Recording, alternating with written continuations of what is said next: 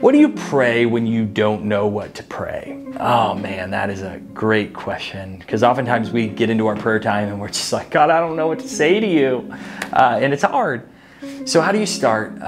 One thing that's really helped me is a prayer from a lady named Ruth Haley Barton. She wrote a book called Sacred Rhythms, and she talks about this in her book. She says, pray the prayer of blind Bartimaeus when you begin. Like when you first come into God's presence. Blind Bartimaeus said, Son of David, have mercy on me, right? He cries out to Jesus, and Jesus comes up to him and he asks him a very pointed question, an important question that we have to ask ourselves when we go into a time of prayer.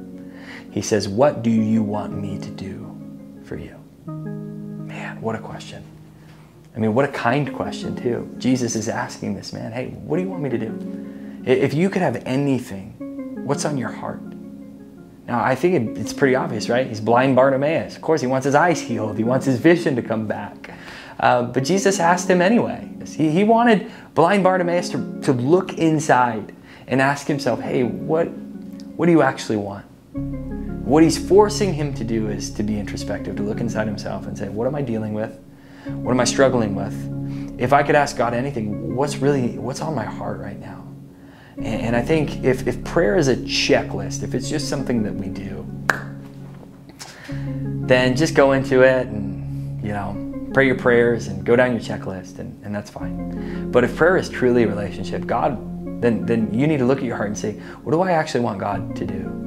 Like if God really truly loves me, if he really cares about me, what's on my heart? How do I pray that?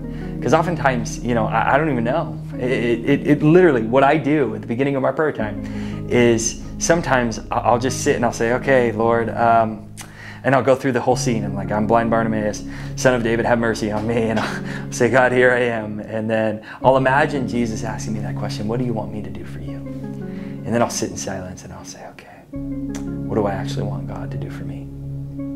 And as I'm quiet and I'm sitting in the quietness of that moment, I realize, oh, there's some anxiety in my heart. Or, this issue over here is really weighing on me. And it is arresting my attention and my focus in my heart. It's causing a lot of strain internally. And so I begin to pray about that. And really what this prayer does is it helps you uncover what it is you need to pray for and what it is you need to talk to God about, what you need to bring to God relationally. So pray the prayer and allow God to ask you, what do you want me